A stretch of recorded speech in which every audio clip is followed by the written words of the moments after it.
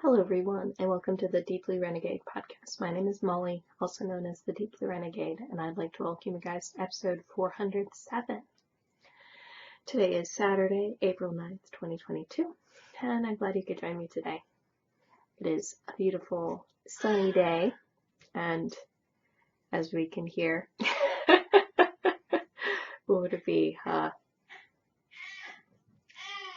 little buddy is pissed off at the moment. But it looks like we will be able to give the people what they want, and what they want is some DPN content. So I don't know. We'll see how things come together. He really does need a nap, though. So I'll be right back. All right, we're back with what the people want. Yeah, or whatever. I've checked out my my YouTube likes, and the people like the DPN to be on the show. This won't happen every week, but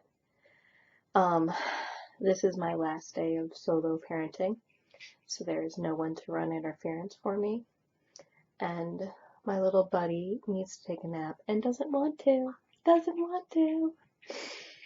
So he slept very briefly on our walk to the Foodie Burger. Foodie Burger is so good. Sadly, this is a place that's probably best done as lunch and is only open for lunch 3 days a week, so the agony. But it's okay. We'll survive. I think part of this is that I need to make sure to patronize the place during lunch, so they'll be open during lunch more often, but whatever. Such is life. Oh, you're losing your pacifier. Shenanigans. So much nonsense. Okay. Yeah. So. Yeah, he really needs to take a nap. Oops. I'm losing that again. Of course, I do not have him so well trained as to actually being able to look at the camera. He is looking into the mirror right now. And rejecting the pacifier. But such is life. So, whatever. But, so, we're pretty late into the day. Probably should have taken a nap. Has not yet taken a nap. We may transfer him to the baby bouncer so that we can get this episode done. And to be quite frank, there is quite a lot to talk about. So, as you do. Yeah, no, he's really into the mirror. So, what do we? So it'd be the case where last week the theme was that I was digging into some very deep old stash, because apparently that's the way the pendulum is swinging for me at the moment. Or what do we? It'd be the case where I think longtime viewers will know that I sometimes oscillate between knit all the hand spun, and it was like, dude, that's really old. You've had that forever. Why haven't you done anything with it? It would be, and it'd be the case where I think part of this just boils down to it is much faster and easier to buy yarn than it is to knit yarn into projects and fiber and spin it and the whole 9 yards. So that's where we're at. So what would it be? And I would say that one side effect of the pandemic is having less fibery events to go to, and therefore less yarn and fiber is entering my stash. And so I'm feeling the feels for what would it be? Bringing in some daylight into the stash. Like last year was a very knitting heavy year. This year, who knows what's gonna go down. So, excuse me. So that's sort of where my brain is right now, is like, oh man, I've had this yarn forever, I should do something with it. And then maybe the pendulum will swing the other way and be like, oh, well, this was actually something, whatever my friend Emily ended up doing was, while Stitches West was going on and people were posting pictures of the yarns that they ended up picking up at Stitches West, Emily gathered all of her past Stitches West purchases and labeled them with labeled them with dates. For which it was clear that Emily has the same problem that I do, which is sometimes there's some yarns in your stash that have been there for a very long time. And it was amusing because, or whatever, because I use like Google Photos to back up my photos, which may be a strategic mistake soon.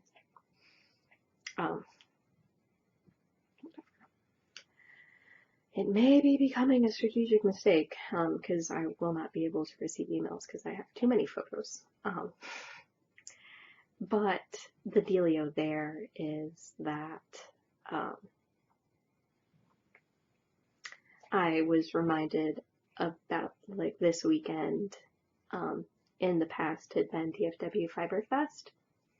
And, like, this was fantastic because this was, whatever, the first full week in April. It's basically a week after my birthday.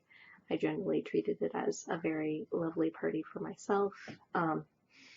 And what would it be? Like, I definitely still have some of those yarns in my stash. If not yarns, certainly fibers. So it's just funny to have those, like, get passed by and be like, oh, right. Yeah, no, I did do that in the past. Oh man, he's like cold. Zombie eyes rolled back into his head. Not a pretty look. We don't take photos of that.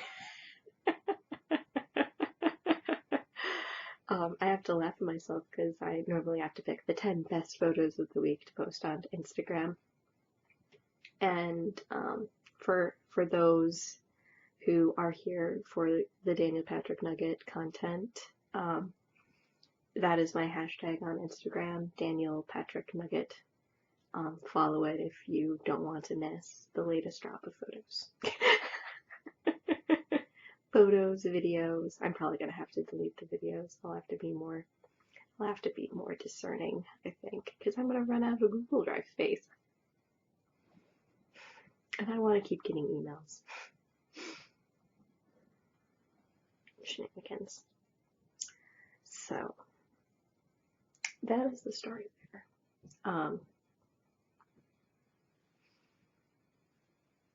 I feel like I need to put this guy down because I've actually somehow managed to lull him to sleep by having him in my arms. It's like he needed this. Yeah, he needed it. Let's see if we can make this maneuver. Let's see if we can do it. Can we do it? Maybe.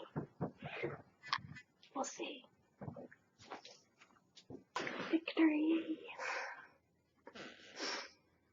There'll be some editing required, but whatever. You got some DPN content. Yeah. Though also I think something that's taking a huge amount of room in my Google Drive are 2 videos that I think I'm gonna post onto YouTube and leave unlisted. Which is basically what is it like to cross the Bay Bridge, which is the bridge that connects Oakland to San Francisco. And then I have another video, which is the fun of driving up the canyon from basically the freeway to parking at my house. Or what was it? So these were 2 videos that I ended up taking in October of 2020 that I probably don't need anymore, but don't necessarily want to get rid of because I don't know, it's cool. It's both of these drives are very enjoyable. So that might free up a lot of space because my little 30-second clips of the DPN may not be all of it, but who knows. So let us start with a swatch. So this week I did finally finish my swatch, and what it be? It looks a little bit like it looks a little bit like a trapezoid, because this is what I cast on with fives, and then I knit a section with the sixes and then a section with the sevens. Measured my pre-gauge on all of these, and so this one turned out to be like unblocked, like 6 stitches per inch. This one was just a little bit too tight, so I was about 5. I was going for like 4.75, and then this guy was way too big, and was very loosey-goosey, and that was not the look that I wanted for the fabric. But it was really surprising, because I don't know if this means like my tension has changed as a knitter, or my tension has changed because of different life circumstances, because normally I think of myself as a pretty loose knitter, and I drop needle size to hit gauge on patterns based on the recommended needle size, and this is a little bit, it's been sat on or squished or something. So, and then then I ended up washing it. It was the case where the 5s was still a little bit too tight, but I thought the fabric looked really nice, and then the 6s was spot on, so that 5 stitches per inch relaxed to a 4.75 or something like that, or it went from 20 over 10 centimeters to 19. And then this one went from 24 to 21.5. So after some thinking, I decided to actually go with the 5s for the pattern. So I'm knitting the Water Bearer. It is a Jacqueline Cieslak pattern. It is a open front brioche collar satin sleeve cardigan. His open front and cardigan, or whatever. This is a buttonless. Interestingly enough, Jacqueline uses the Elizabeth Daughtry satin sleeve method for this. So the construction of the sweater is actually very, very similar to the last one that I knit, even though it's not a drop shoulder, it's a satin sleeve, as you do. And so the key thing about the pattern is select the size closest to your upper bust. And oftentimes I actually end up doing that anyways in patterns.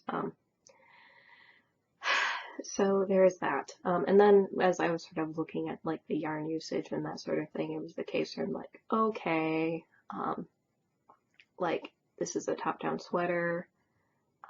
What I'm gonna end up approaching it as is get this to the point where I can actually do the sleeves, whack the sleeves in, and then knit on the body until I run out of yarn. Good to go.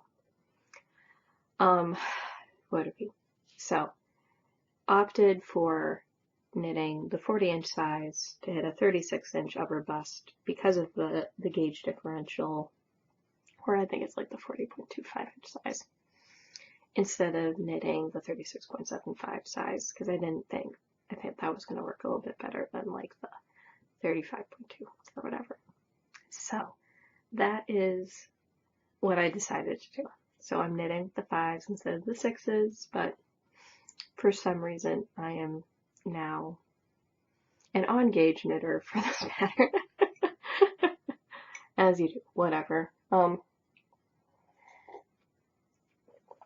this is my oldest sweater quantity.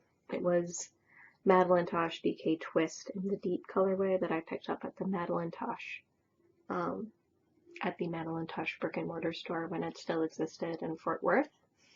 I ended up going there to meet Christina to make sure she wasn't to vet that it was okay to drive with Christina to SSK 2015. As you do. We're gonna have to quiet the phone because people are texting. Group text is hopping today. So after like a couple of false starts, I think, or would it be the case where I will say this pattern is very clever, would it be, but it also has, would it be, some of the Elizabeth Daughtry stuff, so it's like, there's already 3 pieces of yarn.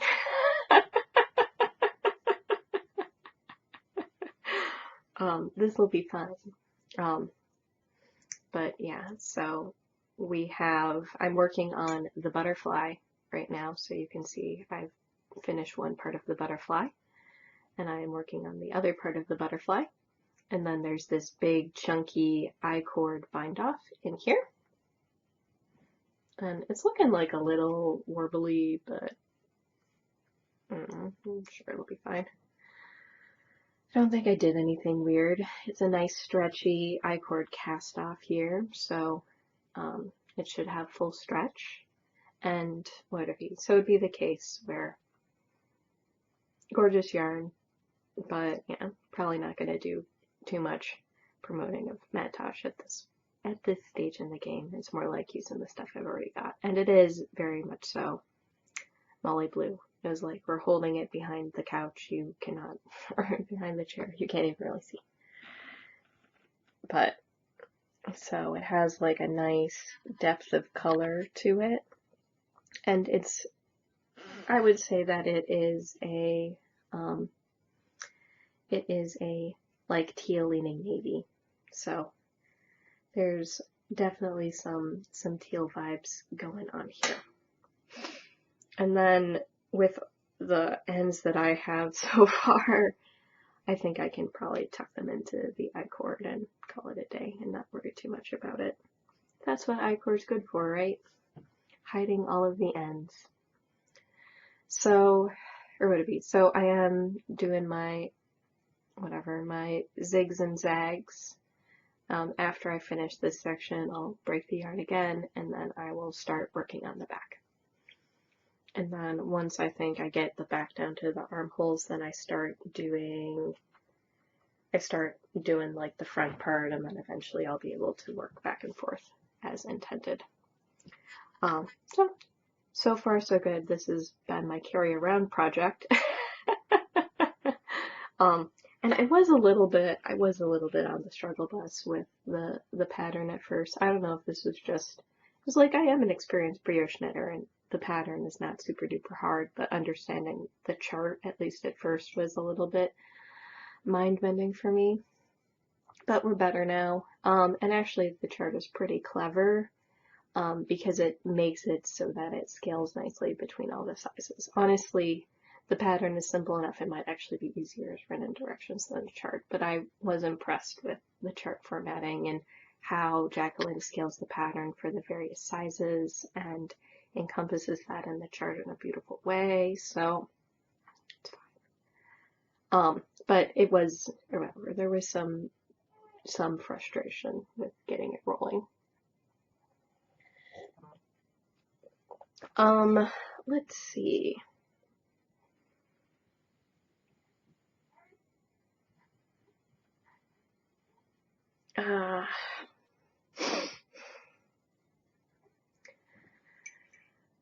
So not too crazy, but definitely definitely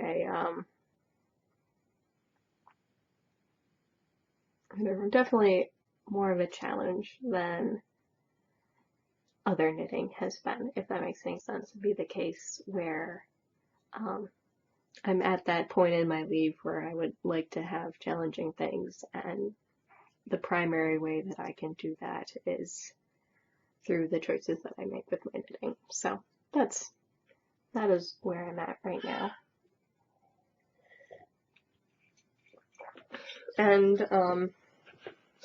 I don't know if I will end up regretting this later, but I do have my skews to the point where I could cast them off, but I haven't yet. I've actually just stuck them on this needle as a placeholder. Our little buddy does not want to remain asleep right now, does he? So I tried to use as much of the yarn as I could. I didn't need to break into the emergency backup skein. Could I have done like one more row? Maybe, but it seemed like it was sufficiently ribbed at this point, and the danger with over ribbing it is that it'll slide down where my calf flares out, or my heel will pass through. And then I have my knit two together bind off on this so that things are nice and stretchy. And that's sort of my preferred bind off at this point, is it just makes life so much easier. So that is the story there. Have I tried putting them on? No. Will I end up trying to put them on whatever that third week of May? I guess so. We'll try and see what happens. So whatever. So that's the story there, is I decided not to entirely finish these socks. So Skew, Lena Holden, these are knit out of Three Waters Farm BFL in the Color Music colorway. I basically reknit them again from the toe using 80 stitches, or using a modified version of the pattern I made for 80 stitches. And then in addition to that 80 stitch modification, I also put 6 stitches on the bottom of the foot in order to make the gusset and heel bigger. And it seems to have worked. So the original sock was something more like 2 inches of room for the heel, and the new sock is more like 2 3/4. So roughly speaking, I think that depth directly came from the stitches I added to the bottom of the foot. And that idea came from Lena Holden's blog, which you can find if you search for Skew on Google. Her blog ends up coming up because she put out a bunch of modifications sort of 2 weeks after her pattern had been released on Knitty for whatever alternatives. And so one sort of side note is, because of these modifications, it isn't the case where the back little heel strap area, which this is sort of a tight line of increases here, which sort of hug your foot and also decrease the stretch. So these do not lie sort of as horizontal as they do in an unmodified pattern, but if it fits the foot, it doesn't matter. So, and then what was it? It was the case where I'll have to take some on the foot photos as well as some on the blocker photos, but overall pretty happy. Glad that I ended up using more of this strange experimental hand spun. What would it be? Should be good, nice, dense socks, and I'll be able to find out if they're going to be wearing as well as my other pair of opposing ply sock yarn. So this was sock yarn that I spun like 2 singles S, 1 single Z, and plied it all together Z. And I'll be contrasting that with sort of more of like a cable plied version of the same thing, as you do. And now I'm going to take a brief pause and reinsert a pacifier. Alright, baby is bouncing in the bouncer! And we have a couple more things to talk about, so there's that. Whatever. This is the best we can do today. I decided I didn't want to wait for tomorrow. So, on the subject of the deep stash yarn, I did end up unearthing another one of my deep stash yarns. I think I was talking last week about I might wind it and start the project, and I did. I did not get it wound before I ended up knitting at ended up visiting some of my East Bay friends last Sunday for knitting. So I didn't manage to get it done for that, but ooh, it was a good choice to wear a white shirt today, wasn't it? I have the very itty bitty beginnings of the Scheherazade. Scheherazade? I think Scheherazade. So this is an Anna Victoria pattern that I ended up finding because I follow the blocking before and after thread on Ravelry, and This is a lace shawl, pearl rust rose, so lace knitting, not knitted lace, and would it be sort of a crescent type of shape, so I'm doing crescent style increases on this, so every repeat of the pattern results in 2 more beads getting placed on either side and 1 more in the middle. So would it be? So it'd be the case where every repeat is giving me 6 more beads. I think that's what I meant to say. And I am knitting this out of Yarn Place a Gentle Cashmere that I received in the Yankee Yarn Swap in 2010. I'm pretty sure it was 2010.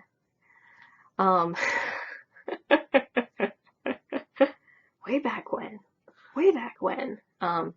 So this was sort of my first knitting group, which is at the local yarn shop LYS, or my LYS River Knits in Lafayette, Indiana. So way back. The podcast does include this time, so I don't know whether or not I was going to knit night there while I was podcasting, but I definitely was beforehand, so there's that. So that is what I'm working on now. I have completed I've completed 2.5 of 5 beaded rows. Oh, our little buddy is so awake.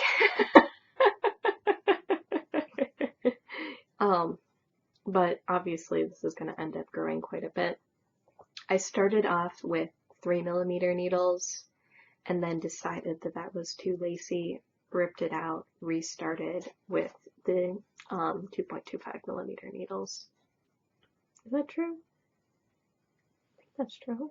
Or I think it was the 2.5mm needle. So I pulled out my Xiaogu mini interchangeable set, grabbed the longest cable, and I've been going to town here. So the yarn I ended up dyeing a couple of times. I dyed it the first time when I was still living in the apartment in Lafayette, Indiana, before even the home. So before podcast days, I dyed it green because I had a lot of green food coloring, and I've used all of the blue food coloring for a different sweater. And then sometime last year I decided what would make it more awesome is actually to do sort of an ombre dye. So I had more blue food coloring, and so I ended up wrapping it up as a cake, dyeing it, and then rewinding it, and then dyeing the other end. And so this is the short end of the ombre. And this is shorter because there was more acid in the water when I dunked it back in, because I didn't reset the water before sticking it back in. So there'll be a longer ombre of the blue at the very end of the shawl. So it'll go sort of this teal to green with sort of flecks and flashes of the blue because of the bits of yarn that were on the ends of the cake. And then it'll go dark again. So I was thinking that this was very blue, but it's very teal. And I have these cobalt beads in here, and the cobalt beads sort of, I think, give the true thing, which is that this is very teal. I don't know. It's probably easier to show its tealness here. Also, you get the good contrast from my t-shirt. So my thoughts at this point are like, wow, patterns have changed a lot since 2013. So this is a very casual sort of style. Would it be maybe some of the commentary in it is sort of Elizabeth Zimmerian in terms of I decided to do it this way because it made sense, and it mostly makes sense, so I'm not complaining too much, but it's just funny how much patterns have evolved in like whatever the past 9 years, as you do. And this was a very kind gift from Jose for my birthday. Would it be so? I throw patterns in my wish list, so that would it be to help people decide if they do want to give me a pattern, that sort of thing. And so far I'm very pleased with how everything is turning out for sure. But I just have to laugh about it because it's like the people's choice. The people have spoken. Molly should knit the cobweb shawl with beads. Go! So I'm glad I'm finally getting to it. I was talking about buying beads before Mr. DPN showed up, so they did arrive. And now, a couple, 2.5 months later, we're in the brain space where we can go for it. So I'm making it happen. He does not agree with what the people want right now.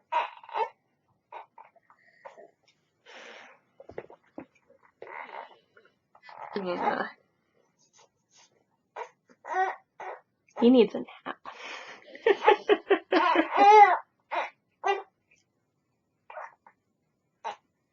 We'll distract him with a pacifier, but that isn't necessarily making him any more quiet. But I don't know, are you guys good with Sadie ASMR?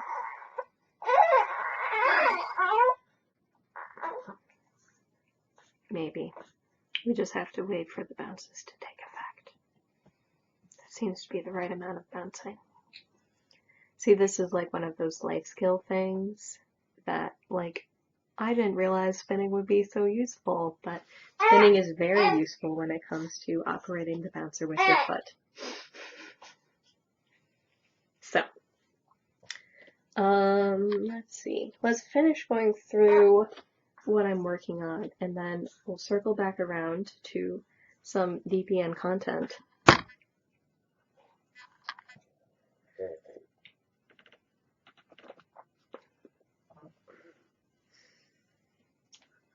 Because that seems to make the most sense at the moment.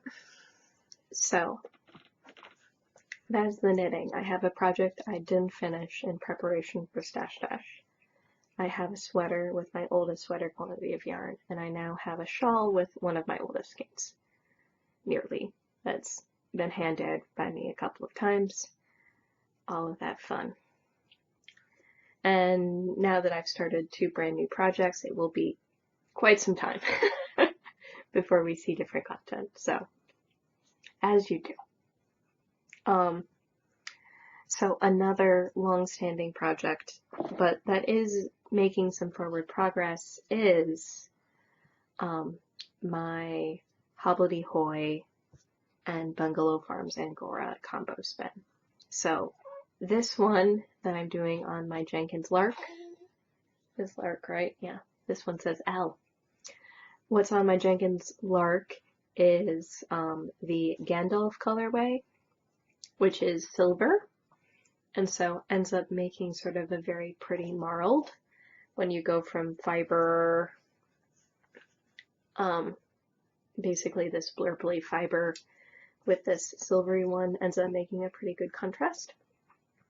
And this latest one that I finished had a decent amount of green in it. This one's much more neutral. I may be seeing like a little bit of like orange pops in it, maybe. There seems to be like a little bit of orange or red. Sorry, Silk, that's sort of peeking in here, but we'll bring it close.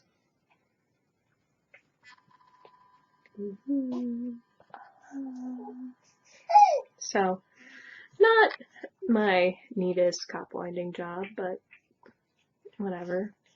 Not too crazy. And so what I'm doing here is I'm tandem spinning. So I'm doing a ball on my spindle, doing a ball on my wheel, and then doing a ball on my spindle, and just keep on cranking at that until victory. The wheel spinning is really quick, maybe somewhere between 15 minutes to half an hour to spin it on the wheel. It takes quite a bit longer on the spindle because I'm neatly winding it. It's just a little bit more of a slow process because it's not a continuous feed through sort of thing.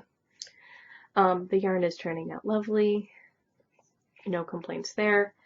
mixing the spindle spinning with the wheel spinning was what I needed to keep me motivated on the project. I started this project last July. Ooh, I can't tell if those are happy baby noises or unhappy baby noises.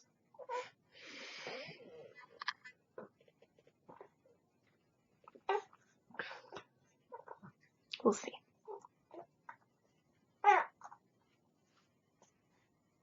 Got feelings. Feelings! Poorly communicated needs. So what ended up happening last night was I finished what I'd had shown previously, got in another round done on the wheel, so things are getting a little bit backed up. I did not appropriately move the hook before putting the next layer on, but such is life. And the contrast is way less on this. This just looks pretty much solid blue. So the value between the blue hobbledehoy batlings and the blurple made it so that you really can't see the marling at all. And that was a good thing to learn about. Current plan of record is that I'm going to 4-ply it. So 2 plies of the Gandalf, 2 plies of the Voyager all together.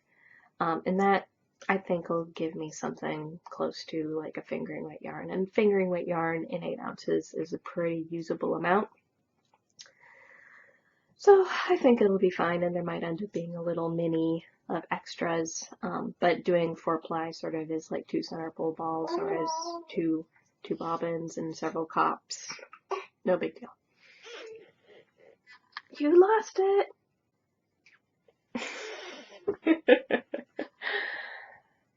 He seems to be a little bit less grumpy now, so that's positive. So moving forward, so I wasn't quite so fixated on finishing my hand-spun socks, so I was able to take some time during my Friday night makers meetup, which is hosted by Cheryl, who is the 1764 Shepherdess. And if you guys are interested in joining in, that is something that you can get access to through her website. The cost is free. She just wants to have your contact information before you join. And it is a good group of people. And I'm there most times. I seldom miss.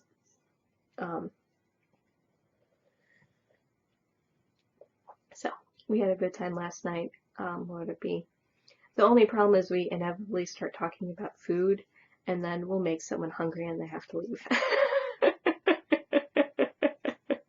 I have on occasion also cooked dinner at the beginning of it, because whatever, time gets away from me, that sort of thing. So when I made gumbo last, I was cooking gumbo while I was on the meetup.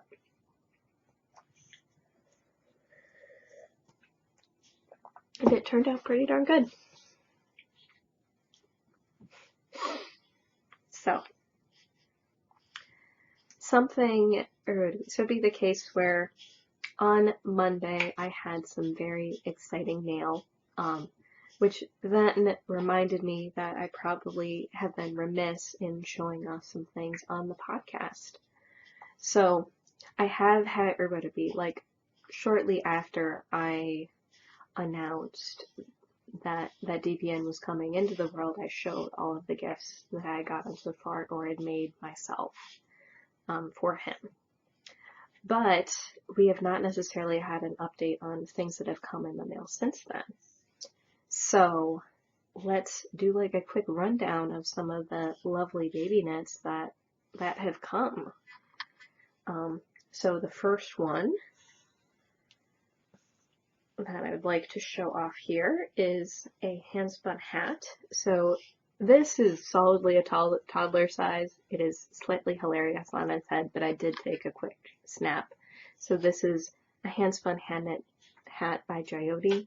Jyoti and I briefly podcasted together before I ended up moving to Albuquerque for 9 months. And those podcasts don't exist anymore because they were all uploaded to Blip, and blip is long since gone. But, like, she knows my number. Would it be? Joyoti is also the one who ended up making my printed circuit board sock bag that I use exclusively for knitting socks. So, would it be? So she is a good friend from my Purdue graduate student days. So, very, very lovely. And then another hand spun, hand knit item, or pair of items that I ended up getting was from Rotary. This one's been drooled on a couple of times, so performance may be degraded. But there is this adorable vest in blues and grays, of course, and then this adorable hat. And then both of these are hand spun, hand knit by Julie, who's Julie Casnett. And so super cute little pom-pom, little rolled brim. This one is probably closer to fitting, so I may need to make sure I keep it in the rotation of hats. Would it be? Like, it does seem plausible now. Oh yeah. Oh yeah. Very cute. Oh, it's so cute. And you're like, what are you doing? What are you doing? Yeah. And this is perfect right now. This is perfect. So, we have like a little baby fashion show going on. You're like, why aren't you looking towards the people? The people want to see you. So, alright, boop. So, this hat is actually perfect size right now, so should make sure to get to use it a little bit more. And you're like, what in the world's up with this lady? We may need to pop the hat off because it's covering his eyes and he's going to be pissed off soon. Oh, we're getting there. We're getting there. Boop. Yeah, there we go. You still want to see, right? You still want to see. Maybe.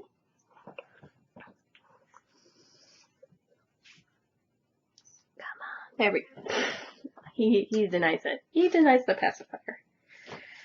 But yeah, no, this little vest has been super nice. I don't recall what the pattern is. I haven't thoroughly stalked Julie's page. But this is gonna fit for a really long time. It's fairly loose. But it has short sleeves. But it has short sleeves, so it's not gonna look silly from that regard. It only has like 3 buttons. But it's a really nice layer to keep him warm.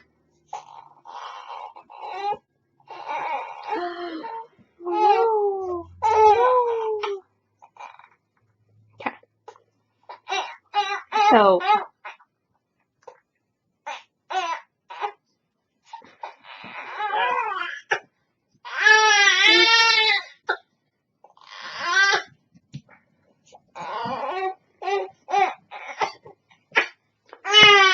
oh, poor little buddy. Poor little buddy. Okay. So, we'll see if this works better.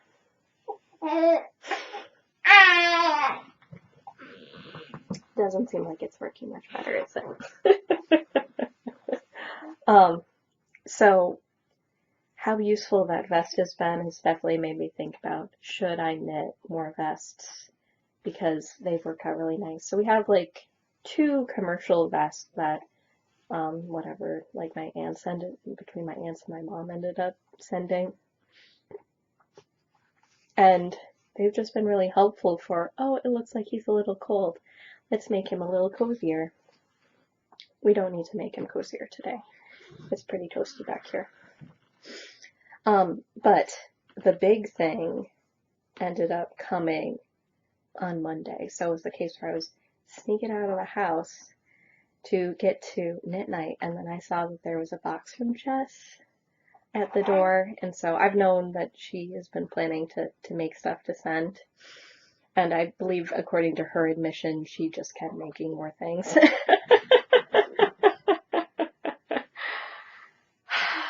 So I wanted to show off on the podcast all of the lovely things that had arrived this week.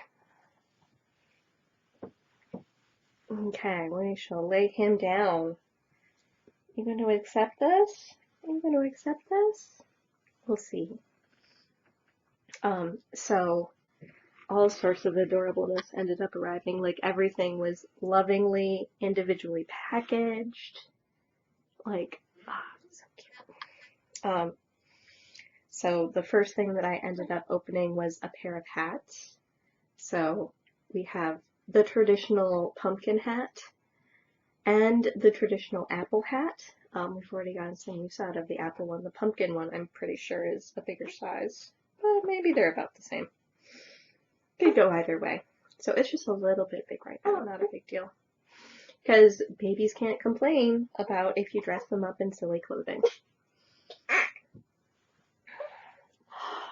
Oh no! He might be complaining about being dressed up in silly clothing.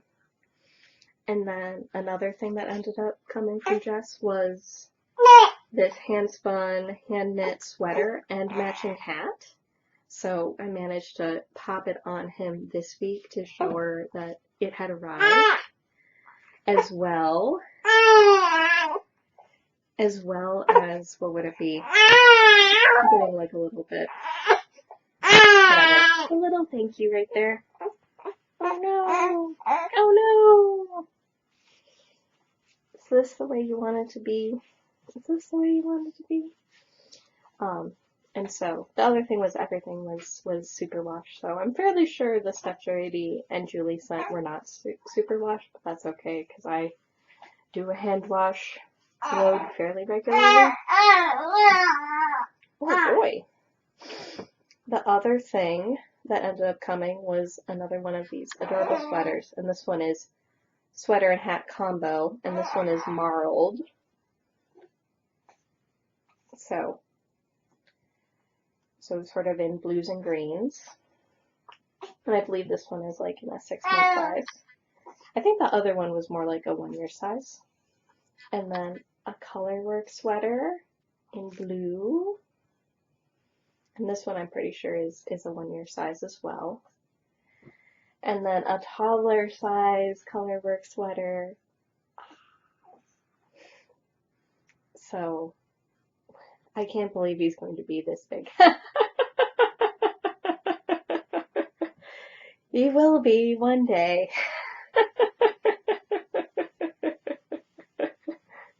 He will be one day. But it's just hard to believe right now.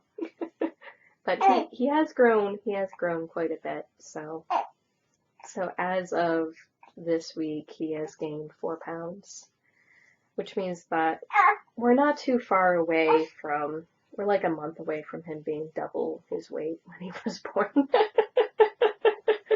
It's hard to believe. My little baby will be twice as big. But whatever. Such is life. See, you get lots of quality DPN content. Laughter and crying, probably. I don't know. We're not entirely sure what this is. I think we're distracting him with all of the bright colors of the yarn. Possibly. But yeah, so that is the update on the hand spun and hand knit items that Mr. DPN has received. So would it be very adorable. Takes like all like would it be knowing that this stuff is coming, like just takes like most of the pressure off in terms of would it be? I do not feel the need to be productive and making lots of things for him because I know I have lots of gifts that I can use and make use of. And actually, I'm being remiss because another one of the things that ended up was my mother-in-law actually made a feather and fan baby blanket for him as well. So didn't even gather it all in. So, oh well, we try around here. These were the things that immediately had come to mind. The baby blanket lives on the couch for snuggling purposes. So these things are scattered all over, and that's fine. Oh my gosh, his eyes are so wide open. So wide open. But, yeah. We have to give the people what they want. Yeah. What they want is adorable baby content. They vote with their likes for adorable baby content. It's like and subscribe, kids. Like and subscribe.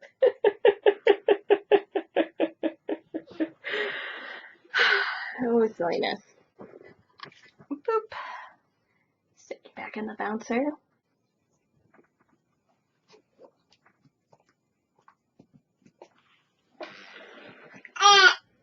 He disagrees. And so the only other thing that ended up happening this week was I did have a chance to wash and block my Donner. And what I ended up doing with that one was I ended up blocking it out to 48 inches so that I would match my weekender. And I am quite happy with the final result.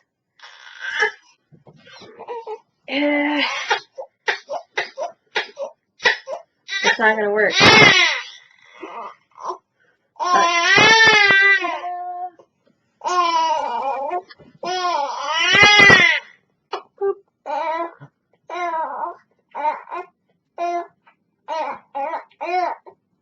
Maybe that'll work. Maybe. Not really. So, I hope you guys have a lovely week, and I look forward to talking to you guys next week. So, take care, guys. Bye-bye.